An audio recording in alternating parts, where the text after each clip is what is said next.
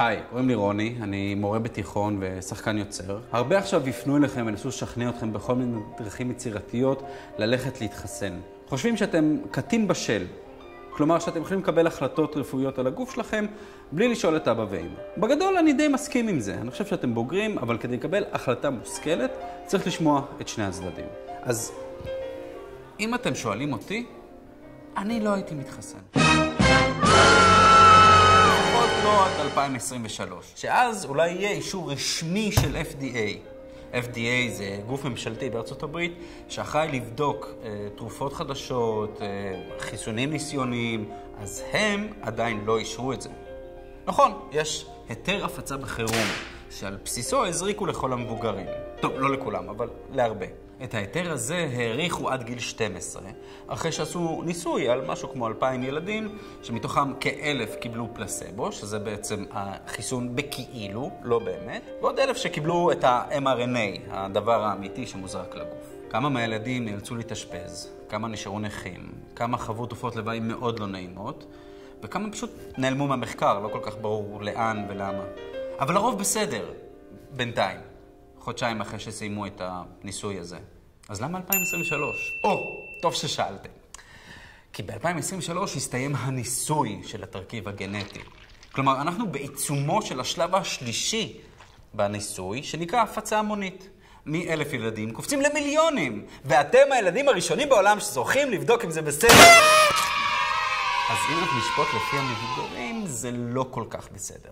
הרבה אנשים צעירים ובריאים שלקחו את החיסון, פיתחו פתאום מחלות חדשות ומשונות, או אולי מחלות ישנות שפתאום חזרו בצורה מפתיעה, קרישי דם, התקפי לב בגיל צעיר.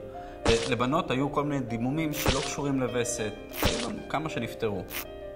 כמה בדיוק אנחנו לא יודעים, כי משרד הבריאות לא מאפשר לנו לראות את המידע הזה, הוא לא משתף אותו איתנו. יותר מזה, הם מתאמצים מאוד להסתיר דברים, כמו הסרטון הזה שאני מניח שהוא יורד מיוטיוב ומפייסבוק. ינסו להפחיד אתכם בווריאנטים שונים, או התפרצות חדשה שפוגעת דווקא בילדים. אבל בינתיים אנחנו למדים שכל הווריאנטים שהתגלו עד כה היו בעצם המצאות של פוליטיקאים שנועדו כדי להפחיד אותנו, את כולנו. יאיימו להחזיר את התו הירוק, שלא תוכלו להיכנס למקומות, לטוס לחול או סתם למלון. אז חוץ מזה שזה לא חוקי ולא באמת אפשרי במדינה דמוקרטית, זה גם לא מחזיק מעמד. הנה עובדה עכשיו, בוטל התו הירוק, כי פנינו לבתי המשפט וטענו שאם ישראל מגדירה את עצמה כמדינה דמוקרטית, הדבר הזה לא יכול לקרות פה. זה לא שווה לסכן את הבריאות שלכם בשביל הבריכה במלון. אתם הרי יודעים שקורונה לא מסוכנת לכם. הסיכוי של ילד למות מקורונה הוא אפסי. גם מחלה חריפה היא מאוד נדירה בגילאים שלכם. אין לכם סכנה מהקורונה. תסתכלו על אנשים שכבר כן התחסנו. ההורים שלכם אולי, דודים, מורים, רוב האנשים בארץ. גם אתם שמתם לב שהם קצת הרבה יותר חולים מבדרך כלל? כל הזמן מנוזלים, מין נזלת דביקה כזאת, צרודים, משתעלים. מחלות דמויות קורונה, אבל כבר לא קוראים להם קורונה, קוראים להם שפעת או דלקת ריאות. אולי כל מיני דלקות בפרקים, כאבים בגב, מחלות ישנות שפתאום צצו חזרה. כל מיני דברים מוזרים כאלה שקורים ואין להם הסבר. אבל אין להם שום קשר לחיסון, אין להם קשר. לא, פתאום. אז כן, אני חושב, וגם לא מעט רופאים ומדענים אחרים חושבים שכן, יש קשר. כל עוד מגדירים משהו אני לא יודע מאיפה זה הגיע, אז מבחינתי יש קשר לזריקה הזאת. עד שהוכח אחרת. אז מה כן לעשות? לחזק את המערכת החיסונית הטבעית שלנו.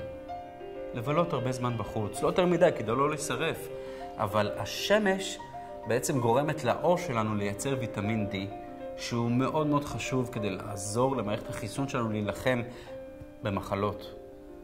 לאכול פירות חמוצים, עתירי ויטמין C. הוכח שהוויטמין C מאוד מאוד עוזר בטיפול בקורונה ובנגיפים אחרים.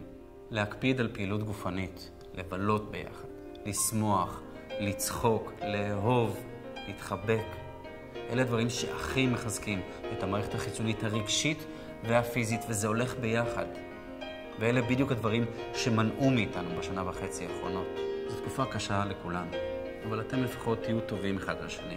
נחמדים, קשובים, מבינים. תסתקרנו, תחקרו, תלמדו, אל תסמכו על אף אחד. ואל תתנו לאף אחד להפחיד אתכם וליצור עליכם לחץ חברתי לעשות משהו שאתם לא רוצים. חכו. אין לכם מה למעלה.